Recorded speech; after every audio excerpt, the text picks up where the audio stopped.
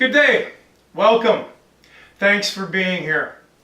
I'm Craig DeBecke. This is my colleague and friend Doug Dane, and we are both former students of KCI. This is very surreal standing up here and looking out at you in the same auditorium that I spent so much time in. 30 years ago. Okay, Doug, you keep checking me on this. Over 30 years ago. And after 5 long, hard years, plus a little bit of extra time and effort that I had to put in, thanks to a certain Mr. Eccles, my grade 13 math teacher, who just seemed to feel like I needed to spend some more time on math. So honestly, 30 plus years ago, and after 5 plus years, I stood on this very stage, probably in the same spot, and I received my grade 13 diploma. I graduated KCI. Fast forward to today, I am a writer, I'm a musician, I'm a public speaker. And those 3 items have just come to fruition within the last 8 months. There's been a lot of life go on between KCI back then and KCI today. But on that day, 30 plus years ago, when I was up here, I knew exactly where I was. I knew what I had been through, and I felt on top of the world. But I didn't know where I'd be a month, a year, 10 years from then. I had no idea. And that's the weird thing about life, isn't it? You know, you can be one day on cloud 9. Right now as seniors, grade 9 and how you felt, timid and shy, is just a distant memory. As seniors, this is your school. This is your school. And you feel like you're rocking it. But then all of a sudden high school is done. And then you're into the real world. And then you're having to learn things, and you don't have an education system to help you with that. And it can be a real weird feeling. It's kind of like, I know where I've been, but I just really don't know where I'm going. I'm not sure. There's a rock band out there, you've heard of them, they're called Whitesnake.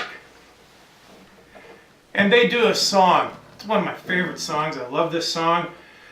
I don't have a Jaguar up here, I don't have a girl dancing all over it, if you've seen the video. But it's called Here I Go Again, and I thought it was just apropos for where you are as students and where I am in my life.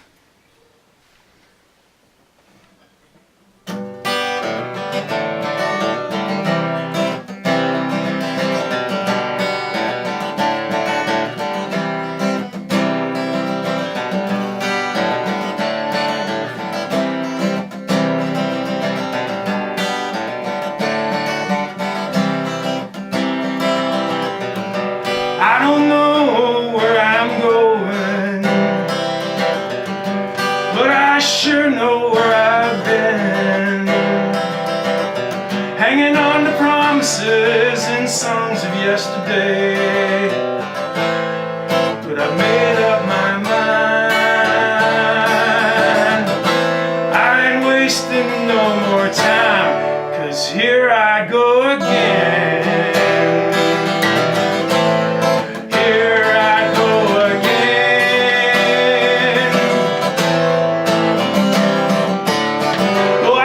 Searching for an answer,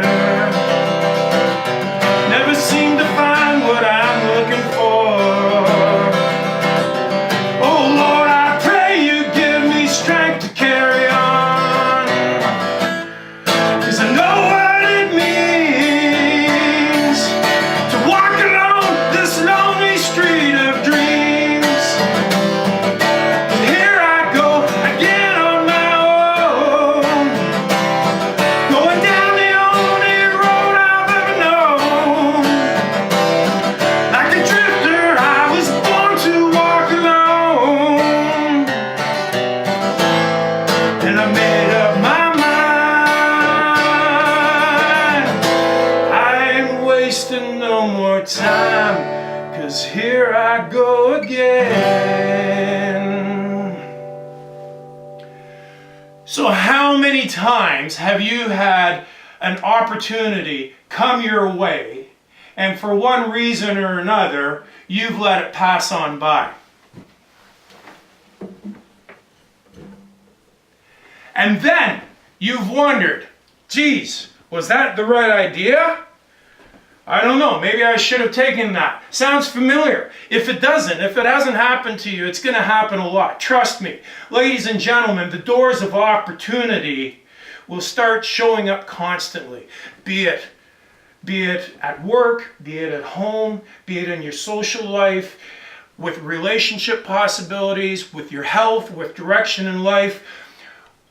We are offered choices all the time. And sometimes we're aware of them. Sometimes they're right in front of our face and we're oblivious to them.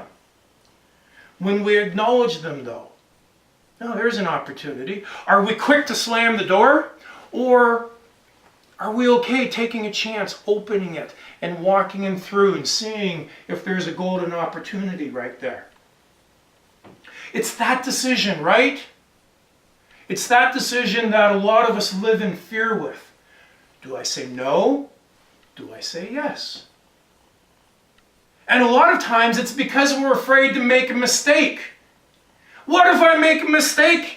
I say yes and something wrong happens. I don't know, do you like making mistakes? I don't like making mistakes. Doug, do you like making mistakes? Now, there's somebody right here. Okay, Doug Dane, look at him. He looks awesome. He looks awesome because he feels awesome. And the reason he feels awesome is because he's in control of his thoughts. He takes care of his own thinking. And Doug knows that in order to be successful in life, to be successful with anything, you have to have the courage to put yourself out there and not be afraid of making mistakes. But you learn from them. That's the key. You make mistakes and you learn from them. There's nobody that's been successful that has not made mistakes. And if it isn't a mistake we're afraid of, then maybe it's change. As a group, well, if there's change happening, we mix in. So we're not too bad a lot of times making change. But on an individual basis, for us to change oneself, well, that kind of puts a bullseye on us, doesn't it? Kind of centers us out, and then people comment or even ridicule based on our change. So what do? We say no to the change. We remain complacent and trapped in that previous decision. Yet change is the very thing a lot of times we crave for. Isn't that a paradox? Isn't that something? Change is what we really want, but we're in fear of it happening, so we don't do it. You're going to have lots of times in life where you're going to have to think about that very thought. What if saying yes to an opportunity becomes a waste of time? Oh my God, I'm so busy with everything else. I've got too much on the go. Things are okay. I don't need to shake this up. No, why change anything? It's going to be a waste of time. Because you don't know what you are going to need 5, 10 years from now. You can't say it's a waste of time. And that's something for you to remember even right here in school. My favorite line when I was in high school, even before I was in high school, was, I know. Does that sound familiar? I know. My parents would say something to me, I know. My siblings would tell me something, I know. The teachers would tell me or try and teach me something, and under my breath I'd say, I know. I know, I know, I know. I didn't know squat. I believed what I wanted to believe. I thought I knew, but I was so wrong. So wrong. In life, you learn 3 basic ways. Number 1, you learn through practical experience. With you getting out into life and trial and error, you do things. You enjoy it. You struggle with it. Number 2 is from your parents and from your family that you spend the majority of your life with, at least in the younger years. And then number 3, through the education system. That before you're 20, you're spending more than a third of your life with. And everybody, but especially the schools, the education system, is trying to help build an aptitude for you. Aptitude is defined as a component of competency to do a certain kind of work at a certain level. If you don't have an aptitude, then when you are presented with something new, you're going to be saying, okay, no, I don't get it. I don't understand it. No, I can't figure this out. No, sorry. So you're left wondering. You are being taught so many diverse items here. I remember saying the same thing. Why am I learning this? I'm not going to use it. It's not where I see myself going. You don't have the right to say that. Okay, you don't know where life is going to take you. You can have a dream, but you really don't know. So embrace everything. It's not a waste of time. It's not. You gain an aptitude by expanding your learning skills as much as possible, because you don't know what you're going to need in the future. I had a chance to join ComDev in Cambridge years ago. And during the interview, I knew I had the job. This interview rocked. He loved my resume. Great discussion. I just had to pass one small test. It gives me the test. Trigonometry. Oh, Mr. Eccles, you were right. You were right. I didn't know everything I needed to know about math. Oh my goodness. I didn't get the job. I had the chance, but I failed at the opportunity to take advantage of learning when it came to me. And I'll tell you, trigonometry, where I've gone in years after that, in different jobs, I sure could have used trigonometry. I've found ways to get around it, but God, I wish I had paid more attention. I wish I had not taken for granted things, and I wish I didn't say I know so much. You're here with us for 50 minutes. Okay? Thank you. Again, you may be texting, BBMing, you may be drifted off somewhere in La La Land. But 50 minutes, you're done. You're never going to get this back. So don't waste the 50 minutes. Try and learn as much as you can from what Doug and I are sharing with you. Okay? You will never get today back. So learn the most you can. Because the doors of opportunity, you never know when they're going to present themselves. Fast forward to recent time for me. Have you ever heard the theory of 6 degrees of Kevin Bacon? Kevin Bacon, the actor, right? Simply put, it's a belief that we are all interconnected to each other on this world through 6 degrees of separation. So, I'm Craig DeBecke. I know Doug Dane.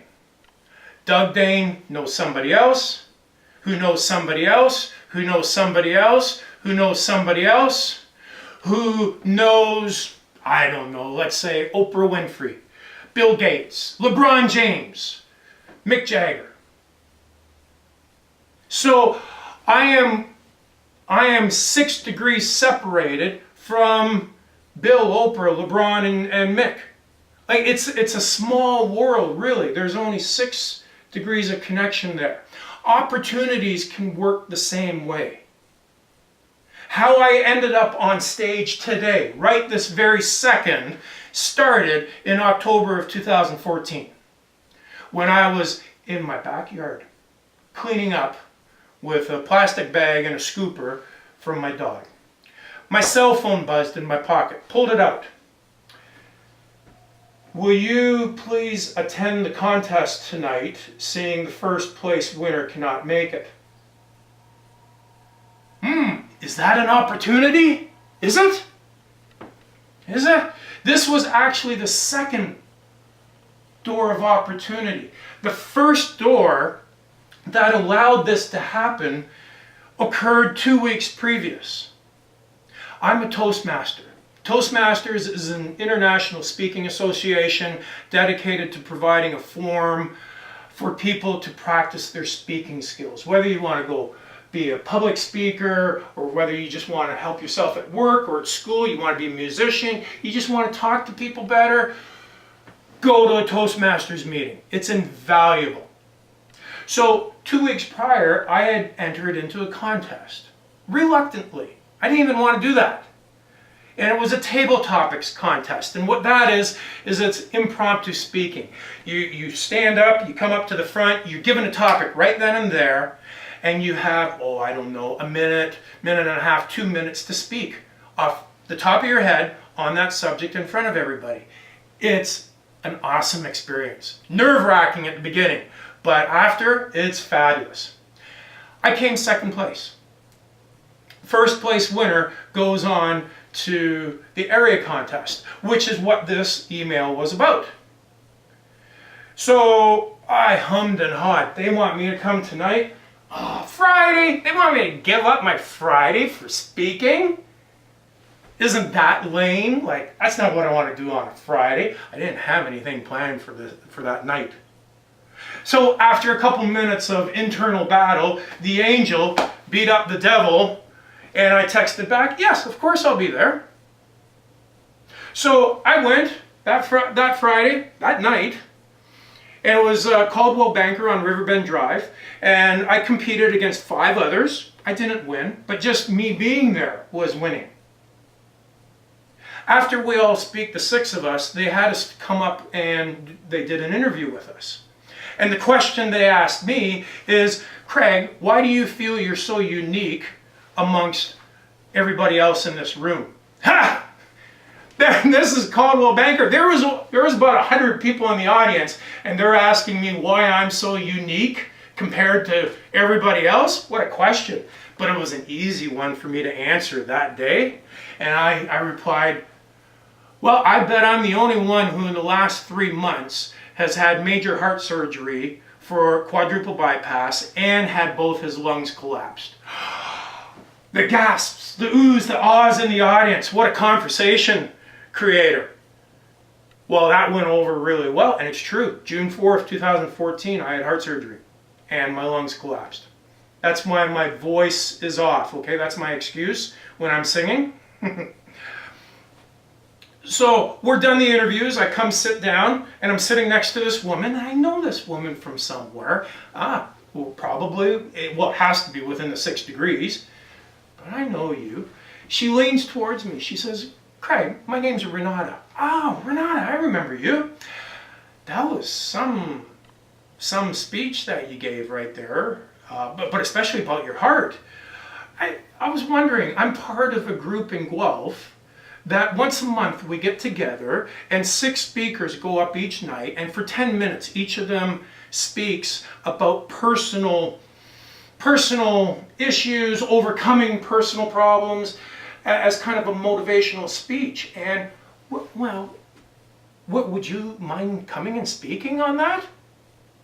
Now, I just watched my favorite movie starring Jim Carrey and Zooey Deschanel, Yes Man, or as I like to call it, Oui Monsieur.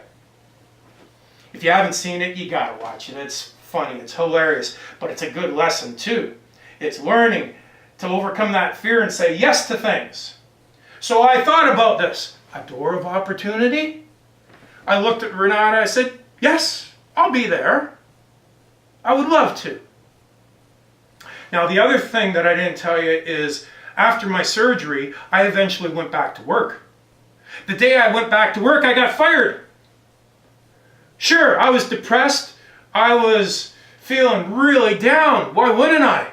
That's a lot to handle. But I eventually looked at it as an opportunity.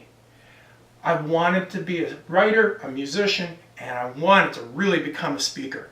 And now I'm being asked by Renata to come and speak publicly. Wow. Okay, so it was a couple months until I spoke, but I went to see what it was all about. I went in the October. The October, I come in to Mo Mondays here in Guelph, and there's a mingles table. I'm kind of shy. I don't want to sit with people I don't know, so I sit at the bar. Renata brings a lady up to me. She sits at the bar. I don't know her, and I've never met her. And her name's Doreen. And Doreen ends up, I find out she is the past area governor of Toastmasters. And she's a professional speaker, and she's a writer. And we talk and we connect, and she has become a friend, a really good friend, and she's helped network with me. She's actually gotten me speaking gigs. You never know. The next month, I went there in the audience again, and this time, I'm no longer a rookie. I'm going to sit here at the mingles table. So I sit there at the end corner, and two ladies are sitting across from me. And one of them, her name is Angela. And throughout the night, the 6 speakers, we talk, we joke, we have a cool connection. Nice, seems like a good friendship beginning right here. So at the end of everything, I said, pleasure meeting you ladies, and everybody else here at the table, of course. I'm going to speak probably next month. I hope you're going to be here. And they said, yeah, Craig, we're gonna really try and make it out. I said, well, we'll connect in the meantime. Okay? So I went back, and a couple days later on Facebook, I found Angela, and we became friends there.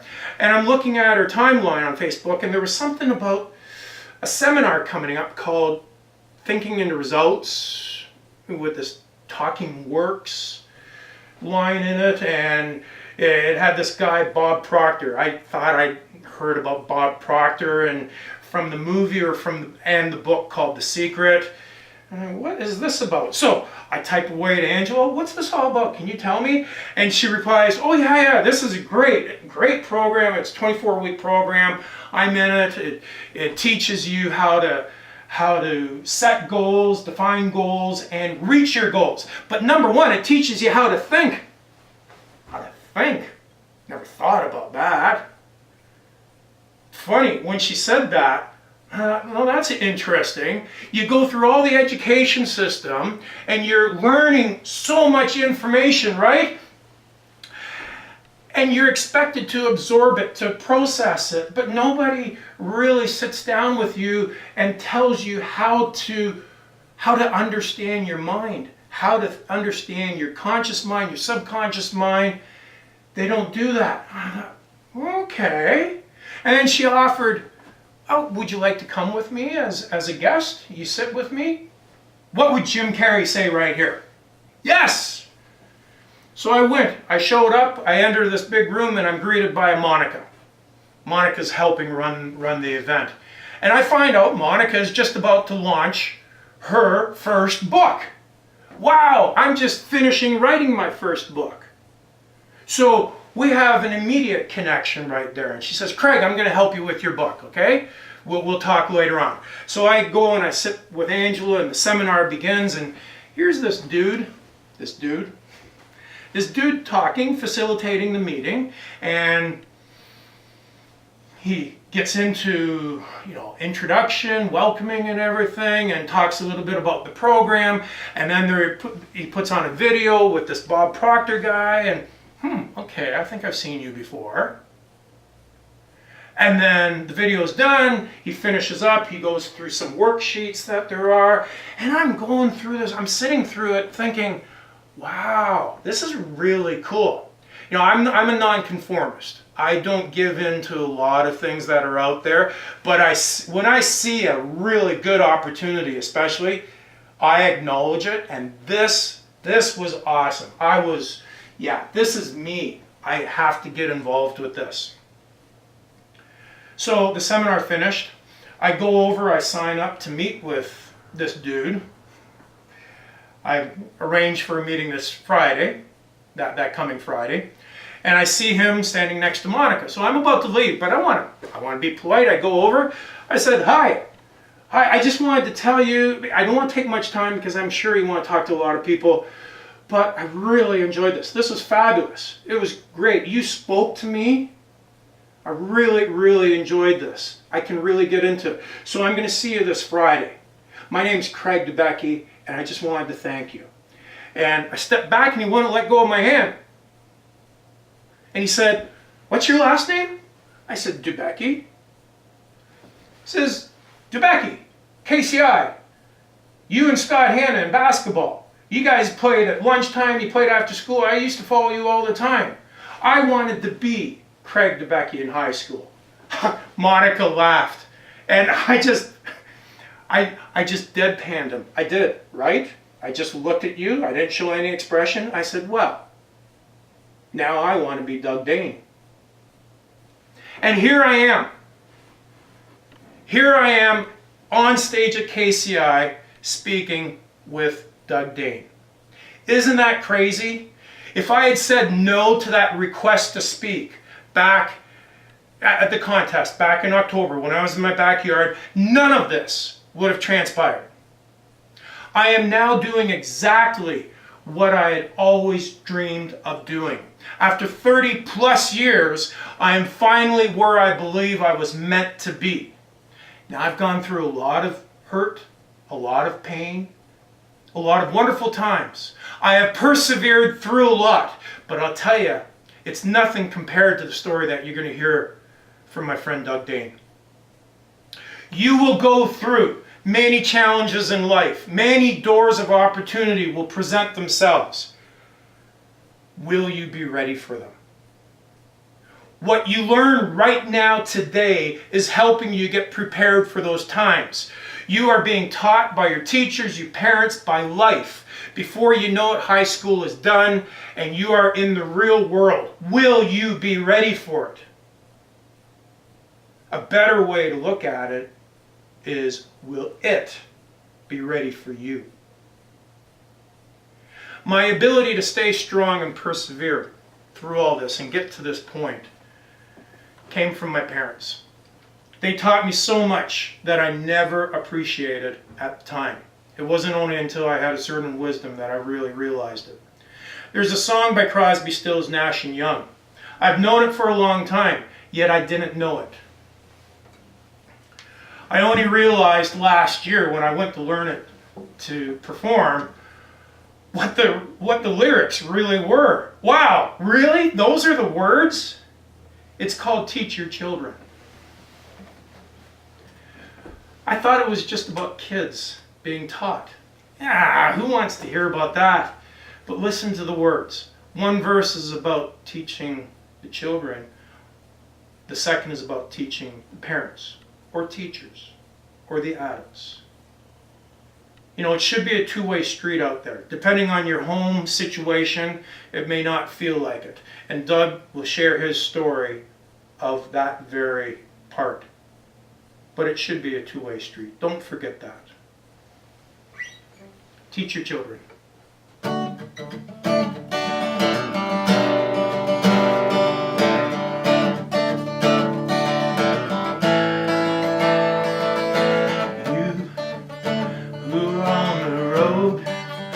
Must have a code that you can live by, and so become yourself, because the past is just a goodbye. And teach your children well, their father's hell will slowly go by. And the ones they pick, the ones you'll know by. Don't you ever ask them why. If they told you, you would cry. So just look at them inside and know they love you.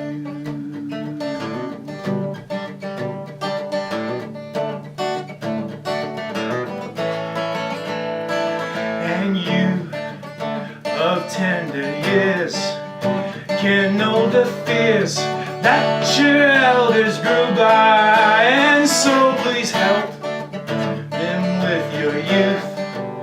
They seek the truth before they can die. And teach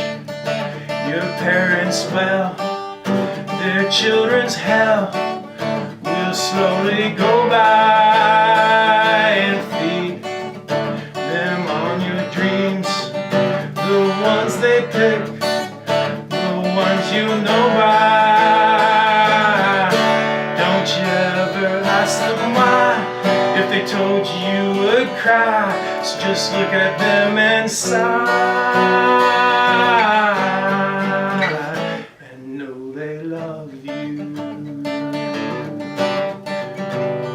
Yes, they love you.